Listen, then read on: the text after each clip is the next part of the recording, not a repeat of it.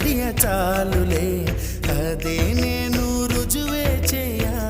నూరేళ్ళు చాలవే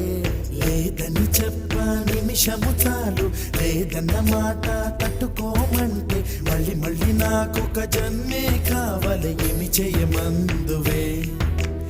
ఏమి చేయమందువే